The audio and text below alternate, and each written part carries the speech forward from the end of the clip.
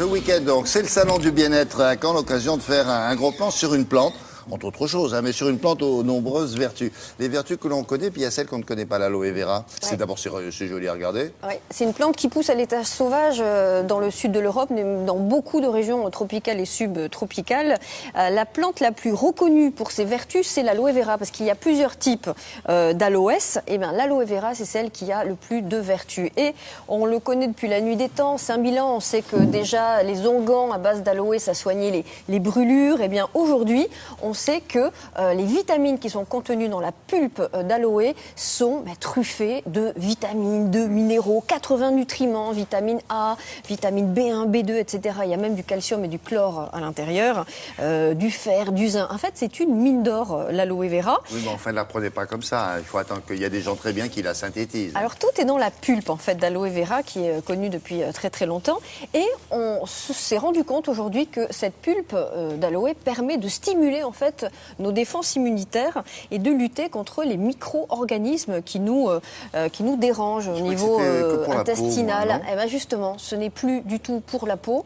L'aloe vera, maintenant, ça peut se boire, ça peut s'ingérer, ça peut être consommé comme un aliment lambda. Alors, quels sont précisément les composants de l'aloe vera et surtout quels sont les mécanismes d'action de cette plante et de ses principes actifs? Reportage.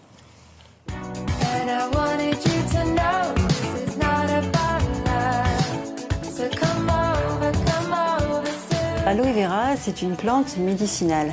Médicinale, cela signifie que la plante a des propriétés bénéfiques pour notre organisme et ces propriétés sont avérées. C'est une plante grasse, arbustive, dont on va utiliser les feuilles qui sont charnues pour la fabrication des produits cosmétiques et des boissons nutritionnelles à base d'aloès. On utilise l'intérieur de la feuille. À l'intérieur de la feuille, on trouve un gel visqueux, assez épais, riche en eau, qui fabriquera après la pulpe pour l'utilisation quotidienne. Alors voici la pulpe, que l'on appelle le mucilage, et qui contient tous les principes actifs. Qu'y a-t-il dans ce mucilage? Il y a 99% d'eau, puisque la plante stocke de l'eau, et 1% de principes actifs. Les principes actifs sont très très nombreux puisqu'on va en trouver environ 250. On a une synergie de tous ces principes actifs entre eux. La sémanane, le glucide complexe, est effectivement à l'origine sûrement des effets sur notre organisme. L'aloe vera a différentes vertus. De manière traditionnelle, on sait parfaitement que l'aloe vera en usage externe, en application sur la peau, a des vertus anti-inflammatoires, cicatrisantes, hydratantes, apaisantes.